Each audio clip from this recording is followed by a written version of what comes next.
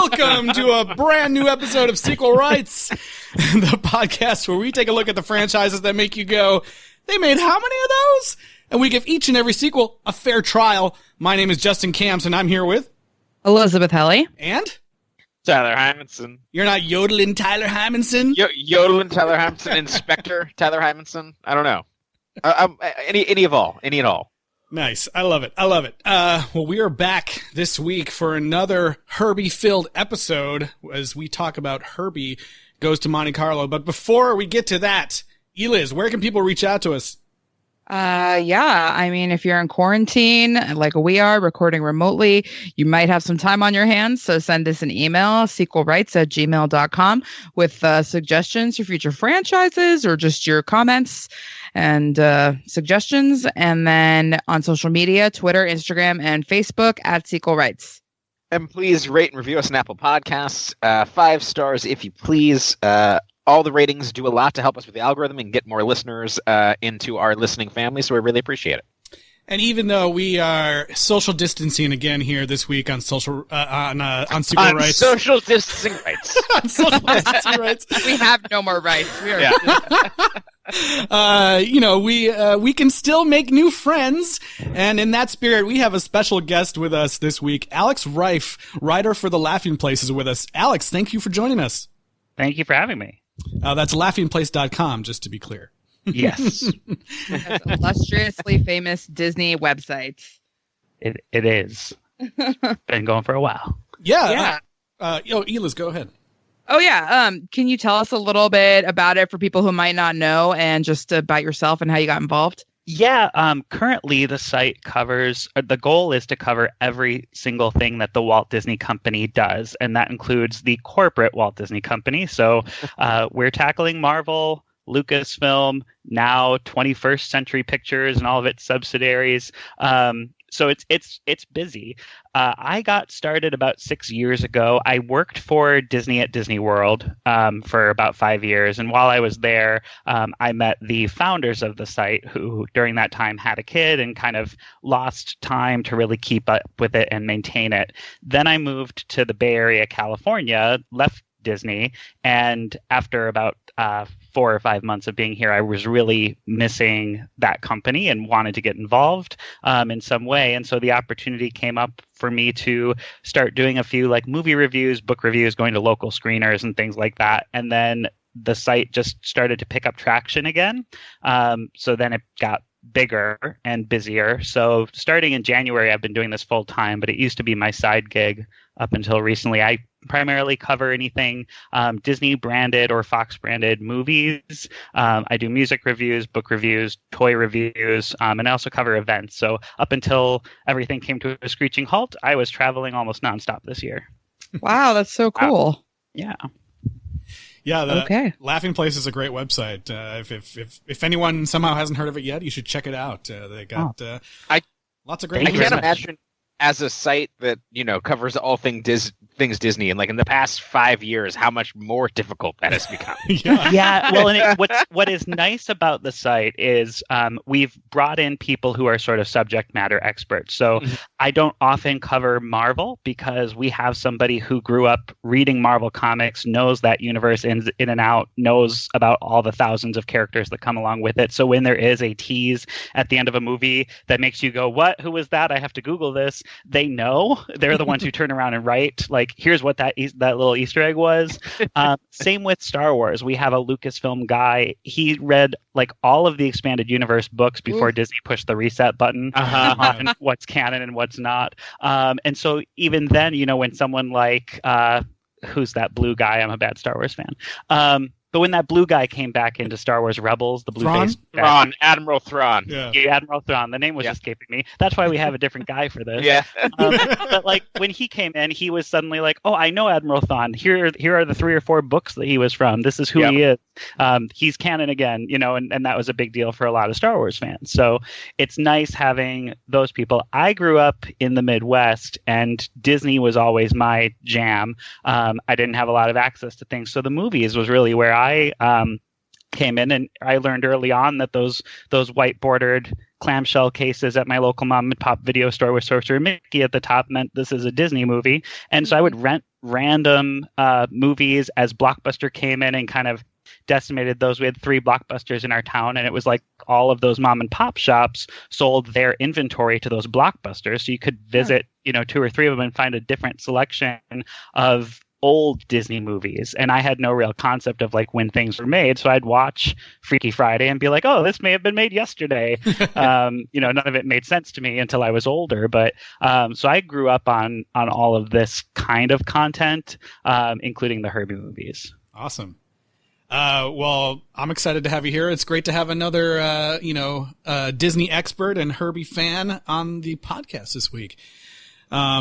And this week we're talking about 1977's Herbie Goes to Monte Carlo. And I think, ladies and gentlemen, it's finally time to take the peek at the trailer. Here comes the raciest comedy of the year. Herbie Goes to Monte Carlo. Well, you're looking at the winner right here. This car? The winner?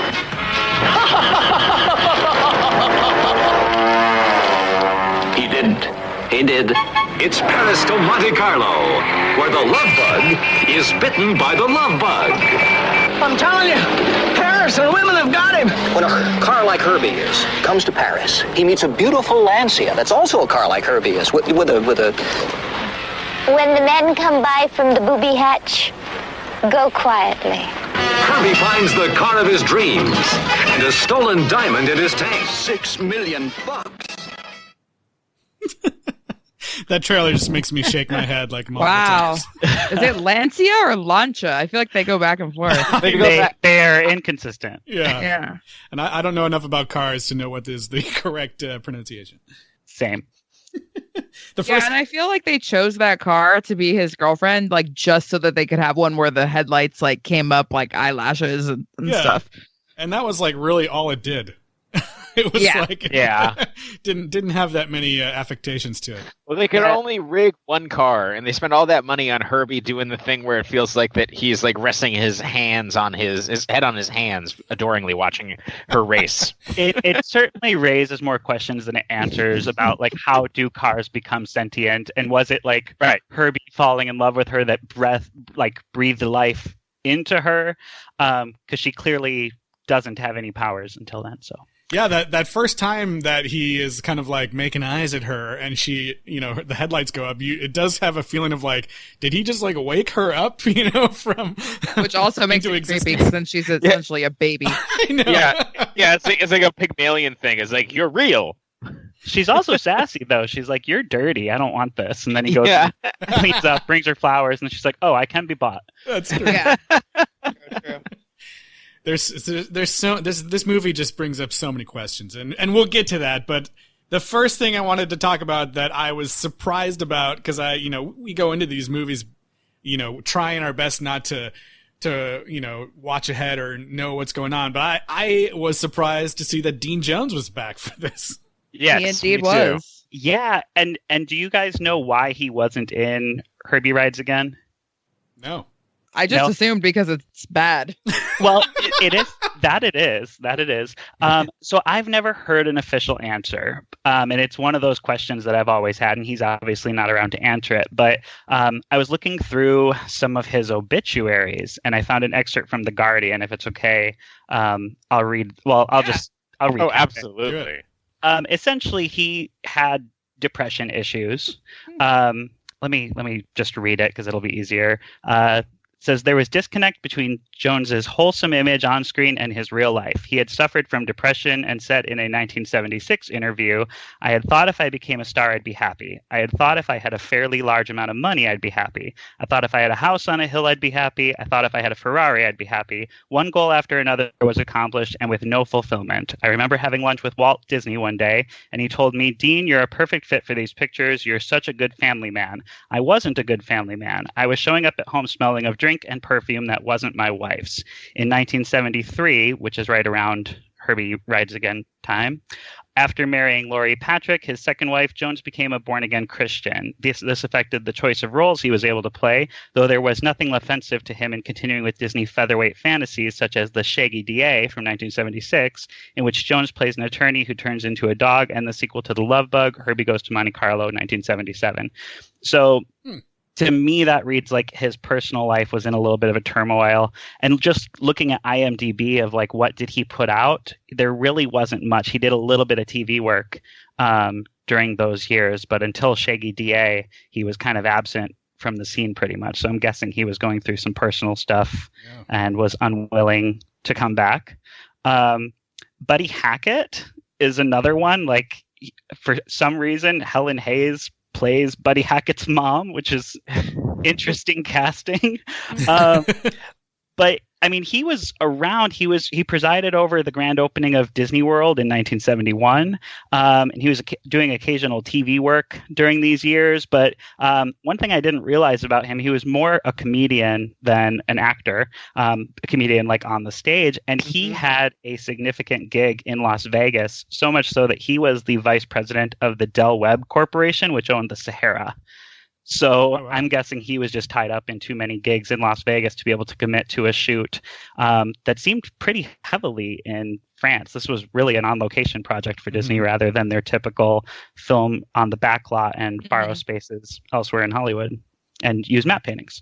Although there is a fair amount in the Angeles crest, but there seems that to be so. Yeah, a lot of racing content, and there's also a fair amount of golden oak. They actually reuse the same lake that Herbie skids across in the first film, where he goes gliding like a skipping stone. That's the lake where they go under instead, and Don Knotts' head pops up, and same exact location, but it's supposed to be France. That's funny. Yeah, I was wondering about that because the movie has a couple callbacks to the original film like that, where and that's the most obvious one, where it looks like he's going to go skip over the pond again, but then just goes down underneath the water. And they never mention in this one what happened to Carol, correct? Nope. No. They got married at the end of the first one. Did they? Did. Remember, Herbie was taking them on their honeymoon. Oh, yeah. Okay, so yes, that makes it even weirder. I just thought maybe like they didn't get married, and so they're just like not addressing that they broke up. But yeah, I mean, no, they had an off-screen wedding or leaving on their honeymoon. Yeah. Now they're not married with no comment. So are they implying that they're not married, or are they just implying that he is embarking on a little like affair? It's outside of the country lines. It doesn't count kind of thing. I guess they leave it for you to infer, but 1970s, surely there's a lot of progression, and some of that is certainly in the character of what is her name? The love interest in this one, Diane Darcy's character. She's a very modern 1970s woman who listened to "I Am Woman, Hear Me Roar" and is not taking any of it, and and so it's just interesting because Disney, it would be, I'm assuming, taboo still in the 70s to have a character in a family movie who is recently divorced and pursuing another love interest. So they just don't comment on it, and it's really it's weird when you start to dissect it. Yeah, the whole like timeline and setup of this movie is kind of confusing. At first I was like, oh, it's it's kind of like in the last movie they were talking about how Douglas went off to Europe and was driving all these European cars, and now here he is with Herbie in Europe. So like, did the second movie even happen?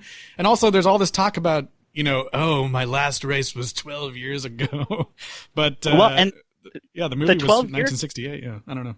Yeah, the 12-year comment, it's 8 years after the first one, and he's saying it's 12 years since he won a race. So I love that. Timing-wise, Disney movies typically had their Wonderful World of Disney television debut 3 years after their theatrical, and I'm wondering if they just didn't think a third Herbie was going to go anywhere at that time. Because this same year, this was a weird year for Disney. Pete's Dragon came out in 77. They really put all their eggs in that basket. It was a huge production cost for them. Obviously, having animation in it took up a lot of time. Big splashy musical, and it tanked. How dare you? No, just I love it. It is one of my personal favorites. It's in my No, top. me too. I'm just kidding. I always say that movie's great because it addresses the rarely addressed issue of white slavery. Yeah, well, and Disney Pictures were having a huge problem right around this time. Like, they got progressively weirder, and they were taking more gambles as they got into the 80s because they realized that their "what would Walt do" formula that lasted for so long was waning. And by this point, they had really run out of Walt's leftover projects to harvest from. Yeah. Yeah. Well, I mean, Herbie Wright again was not a Walt project, but Love Bug was. Yeah. Yeah, for sure. I do like that they, one thing that we talked about with the last movie was like that there was no racing or anything involved. I like that they attempted to like recapture the first film and bring it back to racing. I do think in the end, like a lot of the driving is impressive in the movie, but, overall, this is like a pale comparison to the first film too, even though some of the people involved come back. Yeah. And I mean, the first one was such a lightning in a bottle moment that all the sequels, just because they don't seem like they were carefully orchestrated, really were doomed to fail. But to me, Herbie Goes to Monte Carlo is the only true sequel to The Love Bug in the traditional sense, because it has the main lead back in the film. And it's the only one that you'll get that from, spoiler alert, for the rest of the series. So it's like Herbie Rides Again almost exists in its own plane. It's like the Bumblebee of the Transformers saga. And so it's Herbie Goes Bananas and Herbie, the Lindsay Lohan one. Fully Loaded, but this one actually has Jim Douglas back with Herbie. So to me, this one feels like an actual sequel. You could watch The Love Bug, and then you could watch Herbie Goes to Monte Carlo and not miss anything. Yeah, for sure. Yeah, it's interesting because kind of, the plot is like, okay, the original one is about Douglas finding love and Herbie helping. So it makes sense that you would say, okay, in this one, Herbie's going to find love and Douglas is going to help him.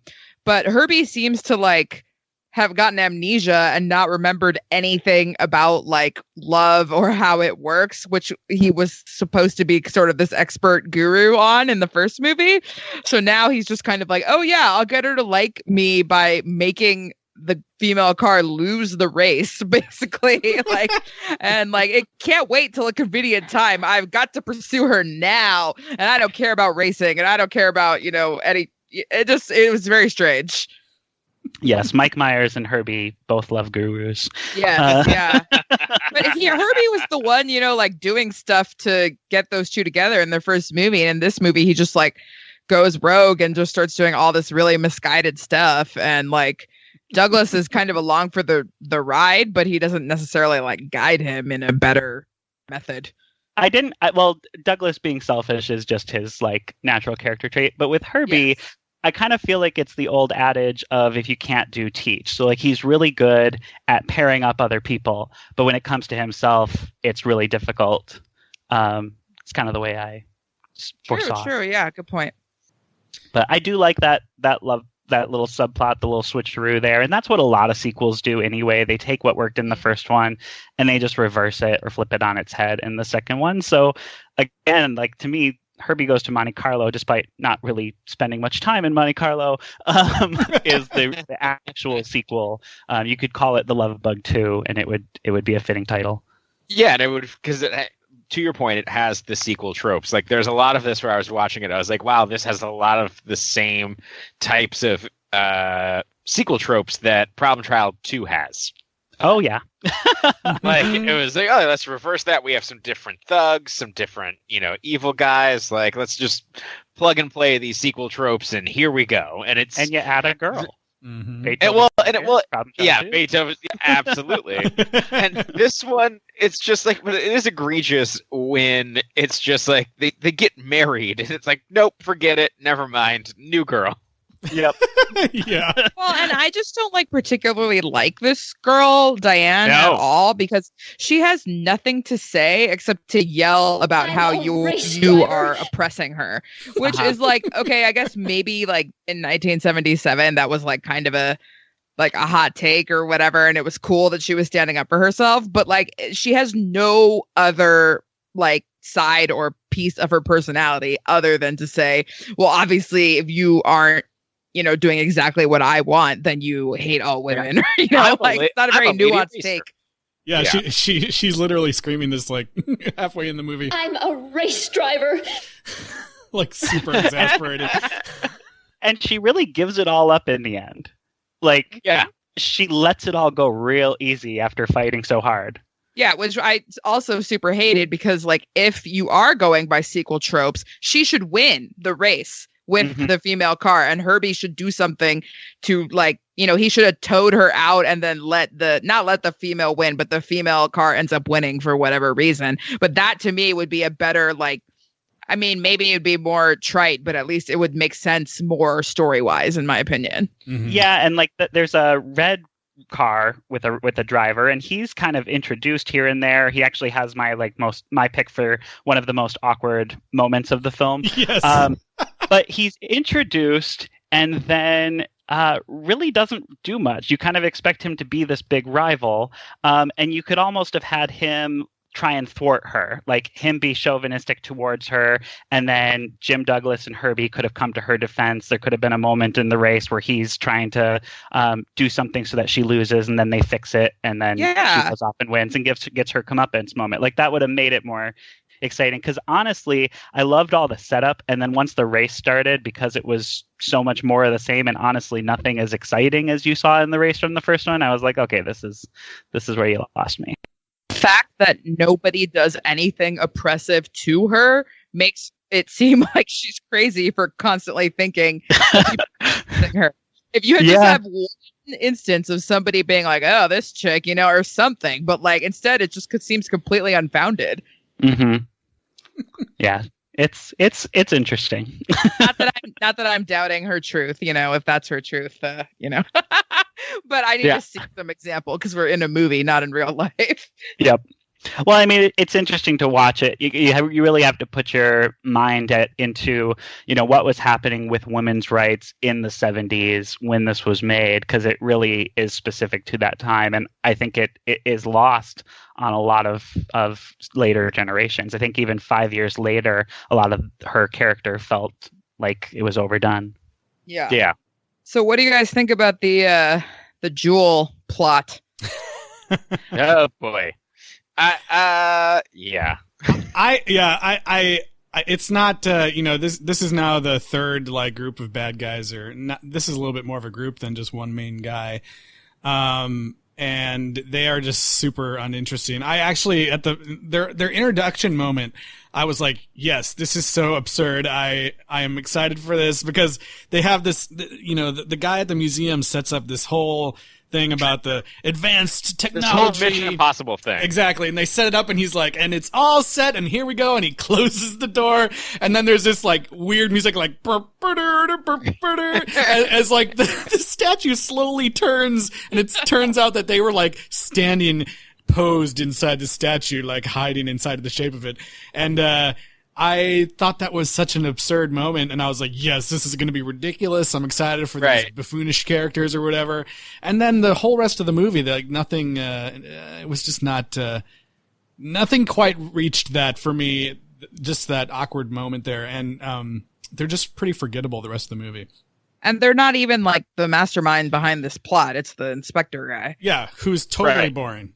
The inspector guy. Well, and them both being, not the sharpest tools in the shed. I mean, that's what even leads them to put the jewel in Herbie's quote unquote gas cap, because that's an addition that's unique to Herbie just for this film. His real gas cap is under the hood, and it only exists in the spot that it's in this movie, just so they could hide it there. But did you guys recognize either of the jewel thieves? I did. Yeah. I immediately recognized the chubbier one as Veruca Salt's father from Willy Wonka. Yeah, Quincy. Roy Kinnear. Quincy. Yeah, he's great. And then Quincy, Bernard Fox. I mean, he did a lot of things. But this movie has two connections to Fox's Titanic, the James Cameron film.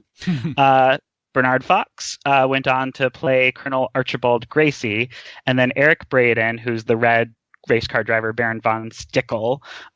He is John Jacob Astor in the Titanic film. So both of them reunited decades later in one of the biggest blockbusters of all time. Damn. And it all started right here in Herbie Goes. Without this film, the fabric of cinema as we know it today would be lost. Oh my god. Oh my god. You mean, so if we stopped this film from being made, we would not be having Avatar movies right now? Maybe. And you're not really having them right now anyway. Yeah. You've experienced in other productions. True. It might go on to be like the longest production of any sequel in history when they're done. Oh my god. It has to be. Yeah, maybe. So, and then what do we think about how does Don Knotts fill the shoes of Buddy Hackett? He does not. I'm sorry. He fills him up like cold soup. It's an interesting role for Don Knotts because he's almost more of a straight man in this than he's ever been. Yeah, He's really not given that many funny bits. He gets that one little moment in the end. I think there's a moment early on where he has a joke, but he's not the like crazy bumbling guy that he usually plays.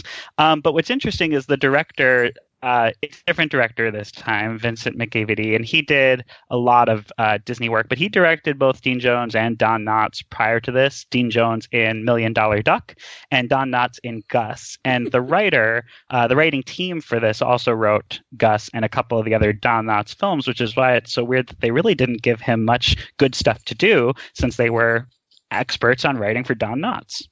Yeah, it's really weird. I was expecting him to be really funny, and then it was just kind of like, all right, he's playing like This a is normal why mechanic. You can't be in love. Yeah.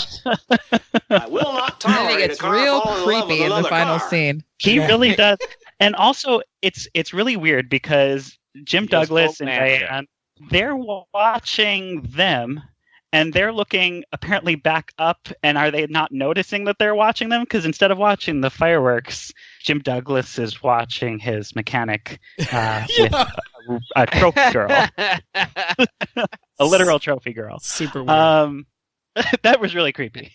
Yeah, and I'm like, we were mercifully spared these two leads having to kiss because they had no chemistry whatsoever. At least So they had instead of more- kissing, they just kind of look at Don Knotts, then look at Herbie, and it's like, the end. They at least have more chemistry than the couple in Herbie Rides Again, though, who are never to be heard from again. Yes. in the context It's of the close series. in my book. Yeah. Yeah, it was interesting. Did you also catch in the last one that the Herbie series is now part of the Flubber expanded universe? We Yes. did. Yeah. Which I thought was really crazy. I was like, what? Yeah, I mean, Disney did that with other things too. The Medfield College, which is in the Absent-Minded Professors, also became the Dexter Riley School, which is another series. None of them are labeled as a sequel, but there's 3 films that all take place in the same school with Dexter Riley. Is that the monkey's uncle and all that? Monkey's uncle was part of the Merlin Jones. That was Tommy okay. Cello. So they made 2 of those. Those movies are weird because they are 2 serialized TV specials that went to theaters as a package instead of being on Wonderful World of Color. So those don't play very well. But no, the Kurt Russell, Dexter Riley movies are from the series. There's Computer Wore Tennis Shoes, Strongest Man in the World, and Now You See Him, Now You Don't. And those are it's like a trilogy of Dexter Riley films. And those, I guess, are what made Kurt Russell a big deal in his teenage and early adulthood years. Yeah, we were trying last week to think of another series that had done the same thing, where it was like one main character from a different series is suddenly like a main character in a totally unrelated franchise. Like, yeah, and that's interesting about the Dexter Riley stuff. Yeah. And there's not a lot like that. I mean, Gidget is unique just because they kept recasting her every time, which Gidget's not Disney, but I I mean, so many different girls played Gidget, including Sally Field. Throughout time, but that's a weird one too, just because each time it's like, oh, Gidget has red hair now, or now she's blonde, and now she's brunette. They didn't really care. What else is going on in this movie? I liked, this continues the emotional berating of Herbie to get him to do things people want. There's lots of Dean Jones yelling at Herbie, or Don Knotts trying to gaslight Herbie into thinking that the blue car, which we later learned is named Giselle, doesn't actually love him, or just wanted to race. Yeah, and I thought it was weird when they basically got Giselle to start driving by emotionally abusing her. Yeah, and being like, "Oh, you're nothing. Like he's already onto another car. Like that was so many. You might as well do the race." Right. He's like, we had to say this just recently to a Fiat and a Mercedes, and making it sound like Herbie's out there like hitting on all these cars every night. Classic Don Knotts comedy. Well, and then when I saw that she had driven into the lake, I thought for a second, I was like, oh my gosh, like she tried to kill herself. This is going to be like a really thoughtful, thing. Like in the first movie when Herbie tried to kill himself, like she's trying to kill himself because they like lied to her, and like he's going to have to like save her. But then like it was really none of that. No, that was just because Diane was a bad race driver. Yeah. I'm kidding. How dare you? Why do you hate women? She is burning rubber. Also kind of. It's funny too though, because there's like I think at least 2 or 3 Disney Channel original movies about female race car or motorbike drivers absolutely in the future. Yeah, so it's kind of funny that she's going on and on. You could do a whole listicle and get up to 500 words with that. Coming to a laughing place near you. Yes, the Sports Shero's complete list of DComs on Disney Plus. Yeah, totally. I missed the little like trilling flute theme. It's still there here and there, but it's kind of more brassy now. Yeah. And they have like a new flute theme that to me just sounded like a Peter and the Wolf type thing. It didn't really sound like Herbie's theme. Yeah, the main theme comes back that first time that Herbie's like in that qualifying race he's not supposed to be in. And it's like you can tell, I mean, maybe you can't, maybe not everyone can tell, but it's like you can tell it's like in a different key, and then like also the phrasing of it is weird. Like it seems like they cut the phrases short, and I'm just like, why not just do it exactly the same as it was? Why you gotta change it up? I mean, I know that the composer for this movie, his name is Frank Duvall. Yeah, and he's like, Academy Award nominated composer and everything, so it's not like he's some hack composer. I just thought it was interesting that they changed that up, and I guess didn't really focus on that theme too much throughout the movie. Yeah, he was probably like, I want to do my own thing or something. Mm-hmm. Yeah, I think it only comes into play twice, if I count it correctly. Both, it's very 1970s-ified, even though it's not that long after the first one, but it's kind of like a remix before those were a thing. But it was interesting looking up to see, because I wasn't too familiar with his name, what else he did, and he wrote the music for The Brady Bunch and My Three Sons, then 2 films that I love that have great scores: Whatever Happened to Baby Jane and Hush Hush Sweet Charlotte, which is kind of a spin-off project. Uh-huh. But, that was, I mean, I actually quite enjoyed the score for this one. He definitely got a lot of the French Monte Carlo isms in there, here and there. Yeah, some of the score during the race, like towards the end, is actually pretty good, I thought, too. Another thing that we get to see a little bit more of in this movie, Herbie is a bit more autonomous, no pun intended, than he is in previous movies. We get a whole sequence of Herbie just off on his own. In fact, like I feel like the main like stunt in this movie is just Herbie driving around with nobody in the driver's seat that you can see. That's like the star stunt in this movie, kind of. I feel and like his headlights blink and his doors open and close. That's true. I'm just trying to say that the stunts are not as exciting. The exclusive Herbie moments are not quite as exclusively Herbie moments are not Exclusive. He drives on the top of a tunnel. Oh yeah, in green screen. Yeah. Now, is it green screen? Is it still sodium vapor at this point? Yeah, I don't know. Like, that's a good question. I was curious if you guys knew with your industry. Tyler might know. If it's 77, so it's really tricky, especially because it came out in June. So it depends on how long it was in the can. There's a good chance that it was green screen, but it would have been fairly early. But at the same time, they would have done it for a single shot in a Walt Disney movie. But, it's the same release year as Star Wars, so it would have to be, probably not. It probably is not green screen just yet, but there is a chance that it is. Yeah. Huh.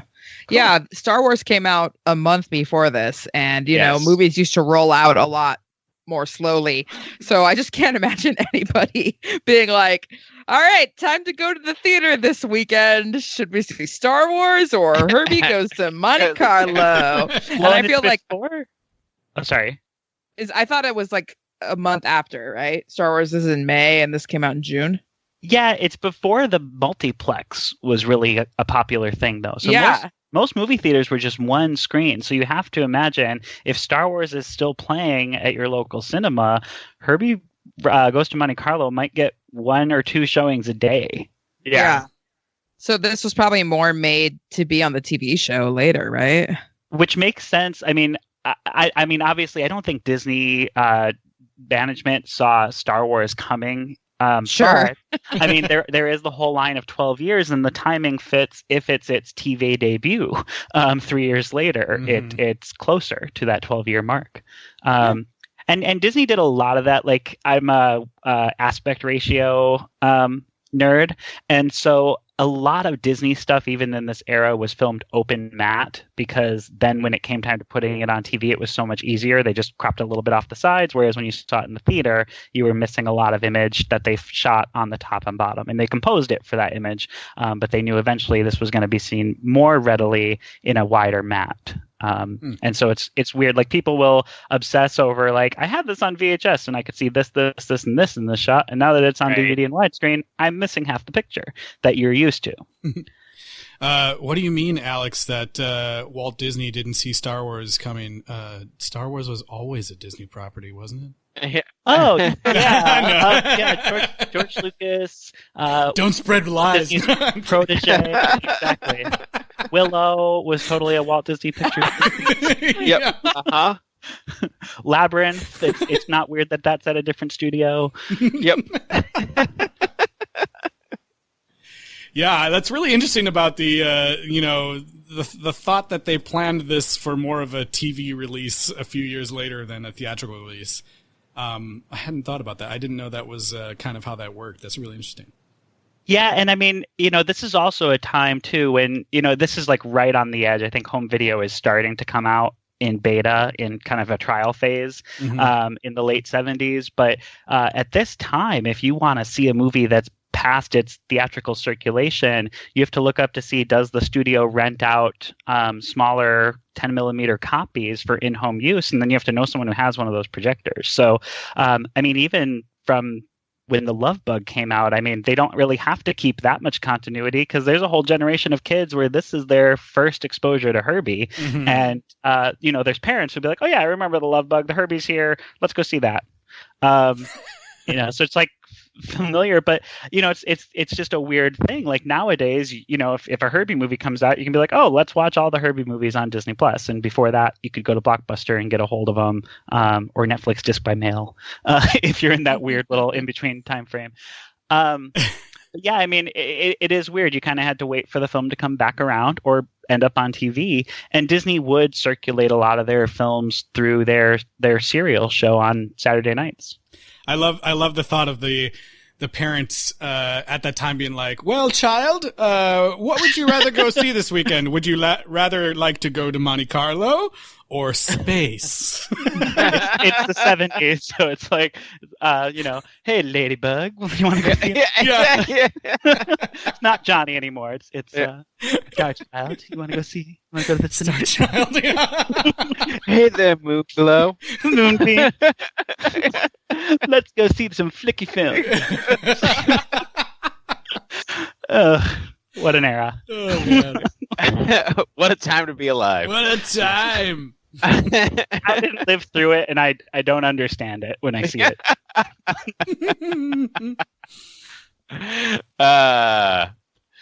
I love that type of honesty of like, I didn't live through it and I don't understand it. Well, I mean, that's what we'll be saying to people 20 years from now. yeah. Yeah. I mean, I don't know why I identify with films from like the 40s, the 50s, and the early 60s, and then once you get to that like flower power era, I'm like, oh, what is this? I don't get it. Fast forward. Let's get to the Spielberg era. That's right. Oh boy. What were you going to say, Tyler? Go for it. I didn't have anything in particular to say. Oh, I was just going to say that I thought one of the characters that I thought was kind of interesting, just because I kind of felt like, the Detective Fontenoy character felt a lot Sacha like Baron Cohen. Yeah, exactly. It felt like a I was prototype gonna say Sacha Borat Baron Jr. Yeah, it felt like a prototype character that like maybe, I mean, I don't know, what his upbringing was like, but maybe he had seen that growing up and was like, oh man. But it felt so much like one of his characters that like it felt, like maybe he had that was some sort of influence on him growing up. That could be. I mean, how old is Sacha Baron Cohen? Anybody know? That's a great question. Not sure. Because, I mean, a lot of this stuff, when Disney Channel first started, and they would do those free weekends or free months, but like when Disney Channel first started, they didn't have much original content. They were just recycling their film library pretty much constantly. And then once they started making their own stuff, they relegated the stuff to the late night hours, which I would stay up and watch. It's the naughty thing I would do as a kid. So, Oh no! I know. Don't watch Favorite Children. Okay, but is Walt Disney okay? Right? Yeah. Starts at 10. He would have been 6 years old when this movie came out, so that tracks. Questionable age, yeah. Yeah. Interesting. That's funny. Might be onto something. Did you guys have canon now? Yes. That without this, there would be no Borat. Yeah. No Ali G. Did you guys have a most awkward moment in the film that stuck with you? Oh yeah, you mentioned the driver of the red car, and I'm wondering if you were talking about. I had this in my notes too. The moment when he makes that joke about the gravestone. Was that what you were talking about? No, I was talking. So there's one I actually wrote down the lines because it was so subliminally suggestive of to me, I don't know what it was. I think it was referring to Herbie the car, but the way their eyes move, if you go back and rewatch the scene, it sounds like he's suggesting that Jim Douglas's manhood is not up enough. Yes. Yeah. So he says, so Baron von Stickle, the driver of the red car, he says, that's the same heat I'm in, Douglas, and you're going to need more than luck. You're going to need wings. And then Don Knotts says, oh yeah? Well, you may be in for a little surprise. And then Baron says, I can see your surprise. It is very little. And like the way his eyes go down and then the shot of Jim reacting, seemed like he was talking about something else. I definitely thought they were talking about his dick. Yeah, I have that in my notes too. Like, Can't you're talking about his dick? Yeah. And So that's what it was. What's the one that you wrote, Justin? There's the part where right before they're about to race, like the two racers are there talking to, Douglas, and he says something like, we're going to bury you under a rock. And he's like, no, not a rock, under a gravestone. And then like it cuts to Dean Jones, and he's like looking at him, like he has no reaction. He just looks like, okay, that's what you got for me. And like it's clearly read as a joke, and no one laughs, or not even the guy standing next to him who is like, yeah, under a gravestone. He doesn't laugh either. And so it's like Douglas just looks confused, like, okay. I thought that was a really awkward moment. Even the goons in France are lazy. Exactly. I thought a pretty awkward moment was at the very end when Diane suggests that they all have a foursome. Yes. With Herbie, Giselle, and Diane and Jim. Yes. That was Knowing what I know about so the scary. 70s, I have to imagine that read the same way then that it does now. Yeah. That a significant part of the audience who accidentally ended up at Herbie Goes to Monte Carlo when they thought they were going to Star Wars laughed their butts off. I know. Yeah. And they're like, ooh, after this, let's go swing. Yeah. I also, another. I mean, this movie, I guess, from this list that we have, is full of horribly awkward moments. Like the moment at the end where Jim Douglas apparently at every moment that he is like revealing that he's secretly racist or something. Yes. He's like, well, you saw the first two. yeah, that's The first one, at least. Well, it's funny because they pull basically the same joke from the first movie that it went on a lot longer, where Tennessee was actually speaking Chinese poorly, but he said quite a few things in Chinese. And this one, Jim just says sayonara, and the reporter's like, all right, catch you later. He's like, yeah, whatever, Jim, bye. Fuck you, you racist asshole. Well, then, like, so Can't wait to see his coverage. yeah, that moment happens, and then also there's this part at the very end. So after the whole maybe we should make it a foursome. He's like, and then they're like, we gotta go find, where Herbie is right now. And they get in this taxi cab, and he sits in the cab and goes like, take me to the nicest place ever. It's like, just the most romantic place in or whatever. Why do you have to talk with an accent? Why are you talking with an accent right now? It's bad enough that a lot of the characters speak English with really heavy, fakey French accents, but then when he does it, it's even worse. It's so bad. Yeah, I thought pretty great. I laughed at how terrible that was. There was another moment I wanted to bring up that kind of strangely reminded me of one of our previous films that we talked about. There's there's a part when Herbie is wooing Giselle, and they go to one of the parks in Paris and run around in the park. It reminded me of Benji and Tiffany having that there's that whole scene where they're jumping around in the park and having fun. I just thought that was a fun callback to a previous sequel rights franchise we talked about. Yeah, it's definitely just it is the sequel thing of just let's just reverse the love interest, but then also this one, give him a new love interest. Yeah. It's the double switch. It's a classic double switch. Once wasn't enough. Let's do it. It's like when you add multiple villains to a Batman. Yeah. Yeah. And then additionally, this movie continues to have weird parallels to the Cars franchise, that they just which just makes me think less of Pixar, that they just were okay, that movie was about a sentient car, let's just pull random things out and put them in our movie. I don't know. Well, a lot of those guys, a lot of the founders of Pixar were going to Cal Arts probably around or a few years after. So I have to imagine Herbie was something from their childhood. So, John Lasseter, I'm sure, was a Herbie fan. And it makes sense it would inspire that. But also, I mean, there's not that many family-friendly racing movies like this. I mean, not that a lot of them aren't family-friendly, but this one's very much aimed at a younger audience with a little bit of humor to please an older crowd, whereas you don't really get that in Days of Thunder, Right. So, I mean, I can see that too, the parallels. I don't not enjoy the Cars films, and I don't not enjoy the Herbie films, but the sequels are bad. Yeah. It's the kind of thing where you can it's almost like a guilty pleasure. You enjoy it for the cheese of it all. And I grew up in Wisconsin, so cheese is my jam. Oh. Yeah, I mean, they're not good. None of them are. But I feel like this is the best of the bunch. It's all downhill from here, guys. Justin's also from Wisconsin, so I'm kind of surprised you guys don't already know each other. Oh, I mean, it's a big state. It is a big state. There's cornfields between every house, so makes sense. Nope, I don't believe it. You all know each other. It's kind of true. What else? One of the MVPs for me in this movie is the the waiter at in the scene Yes. where Herbie is The waiter's amazing. yeah, there's this extended sequence where Herbie is like trying to woo Giselle out on the street, like in front of everyone, and you know, most people probably wouldn't notice, but there's this extended scene of the waiter watching this whole thing happen, and the guy, whoever is this actor, I didn't look it up, but he's just like, his reaction shots are so amazing, and it looks like he's like, you're watching him lose his mind in real time.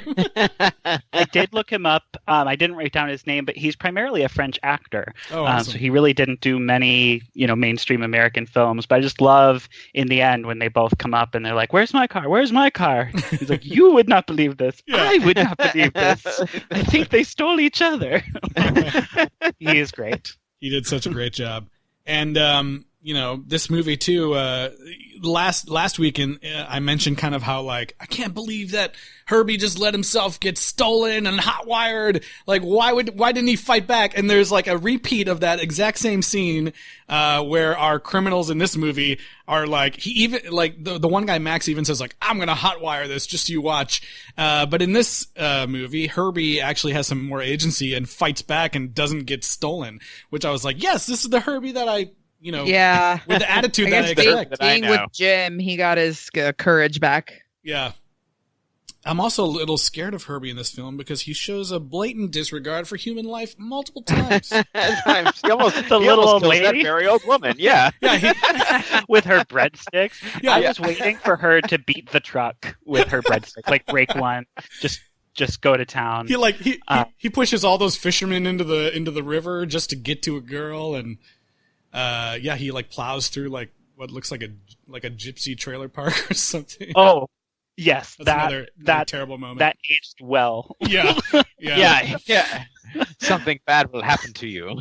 I just love, like, in case you So didn't bad. get it already, then they cut to the inside of a tent with a fortune teller. Yeah, I was like, Yeah. do we need Oh, this? are we being stereotypical enough? No, here's a fortune teller. Yeah. It's like, it wasn't even funny. I don't know.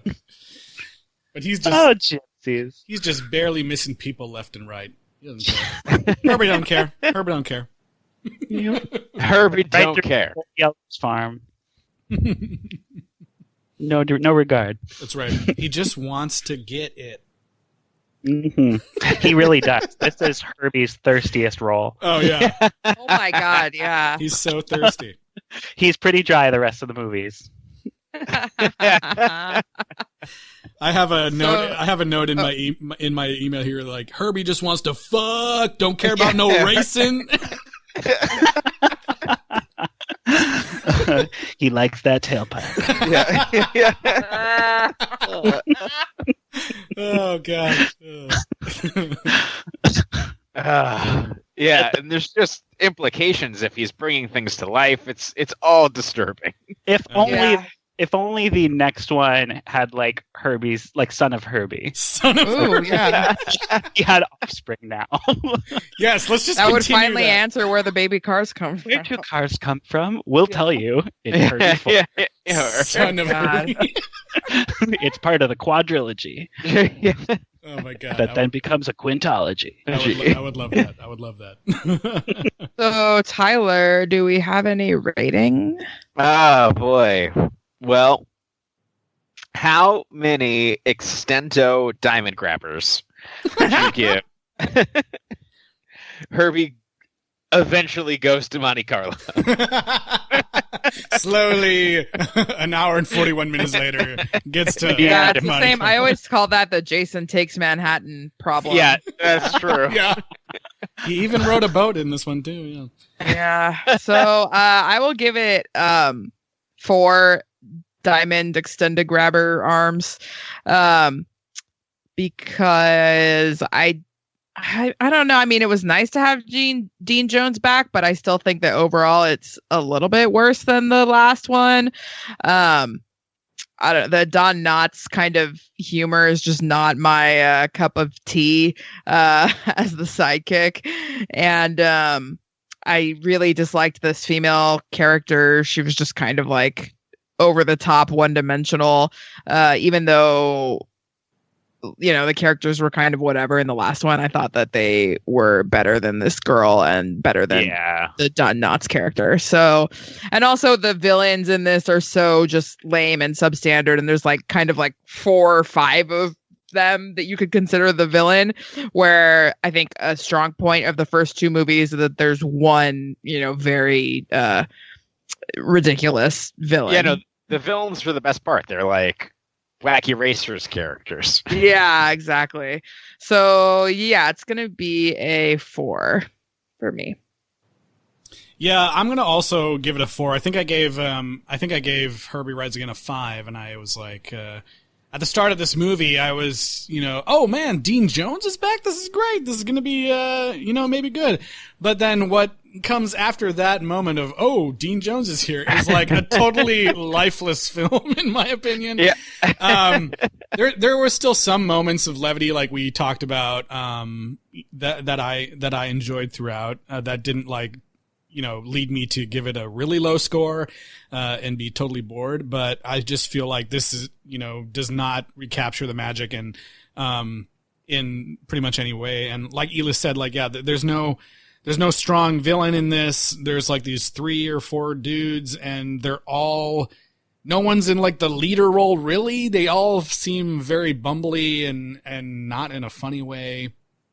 I was excited that it got back to racing, but I felt like, they really went like balls to the wall in the first film with all of the stunts and everything. And there's callbacks to the previous stunts, but they're just done in less interesting ways. Like, Don Knotts even hangs out over the cliff at one moment that I was like, oh, this is clearly a callback to, Buddy Hackett hanging out over the cliff, but it was like not funny and also very obviously fake. I don't know. I feel like they just, they had the budget, I guess, to film, on location and use all those locations and everything. But overall, the stunt moments were not that exciting to me. And I feel like that's part of why you watched the Herbie movie. You want to see Herbie do crazy things, and that didn't really happen to me. So I'm going to give it 4 diamond extendy grabbers, or whatever you said. Yeah, I think I'm also going to go with 4 diamond extendy grabbers. I think that the romance of it is really formulaic, and it doesn't really even go that far. And once it gets to the racing part of this movie, which is ostensibly the most exciting part, it's just kind of like, oh my God, get it over with. Like, get to Monte Carlo. Like once the race part of this movie actually starts, it goes on for a pretty long time, and it is not all that compelling. In the slightest. And for that, at least in 2, which I didn't love really at all, and I can't believe I like this one more, at least, as Justin said, the stunt driving, there was a lot of crazy stuff happening, and the villain was at least memorable. Mm-hmm. Because he wanted that flubber. That's right. Yeah. Well, he lost the flubber, so now he needs his Twin Towers. Towers, yeah. Alex, what about you? You don't have to give a rating if you don't want to. Totally up to you. No, I think 4 out of 10 diamond grabbers is the right nice number. That would be the tomato meter rating. Yeah. Oh man. Well, I guess that's probably going to bring us to the end of our Herbie Goes to Monte Carlo, and we'll be looking to see where Herbie goes next. But in the meantime, Alex, thank you so much for being here on this episode. It's been a pleasure to have you. Thank you for having me. This was a lot of fun. Where can people, than the Laughing Place, or laughingplace.com, sorry. Is there anywhere else people can follow work of yours, or Twitter or anything? All my main work is on laughingplace.com. I have my own personal Twitter. I mostly just retweet what Laughing Place posts of my work. But my personal Twitter account, it's Alex from LP, stands for Laughing Place. And Laughing Place's Twitter is @laughing_place. Awesome. Great. And to anyone who's listening, please support us by reaching out on social media on Twitter, Instagram, and Facebook @Sequel Rights, or send us an email, sequelrights@gmail.com. We're kind of at the halfway point of Herbie's, so we're going to need to figure out what we're doing next. So we need franchise suggestions. And as I've said on weeks past in our social distancing episodes, feel free to go back, dip into our archives, binge some movies with us, I would recommend Tremors, and I think we need to call on Netflix to release that Tremors sequel. Yes. If they do, we got nothing else to do, so release that Tremors sequel, and we will be talking about it. It's going to be coming at some point this year, so that's the one I would recommend going back and listening through and watching. If you have any thoughts on any of those, leave them in the comments. Is the best way to get to us. 5 stars on iTunes, and we'll talk about it as soon as that Tremors sequel drops. That's right. Well, next week, we only have to wait 3 short years for the next film. And from the title, it seems like possibly Herbie is fucking fed up and cannot handle dealing with these humans anymore, because the next sequel is called Herbie Goes Bananas. Oh, I thought it was Bahamas. Herbie Goes totally Bahamas. I'm totally kidding. But that would make more sense. Herbie Pun. I mean, that could really mean anything. So, Right. yeah. Well, I think it's a sequel joke on the Hercules Goes Bananas, which was a Arnold Schwarzenegger movie, but I don't know. I guess we'll see. I think it's Oh, I was going to say, what if Herbie goes to the Chiquita Banana Massacre in Central and South America? Herbie through time. Yeah. Yeah. I'm excited to hear you guys get there. Yes, thank you. Yeah, I look forward to finally having a scientific answer about whether or not we believe that Herbie Goes Bananas enough in this next movie. It's the title of the movie, so he better fucking go bananas, or I might go bananas. I don't know. That's right. Well, thanks again, Alex, for being here, and we will see you all next week for Herbie Goes Bananas.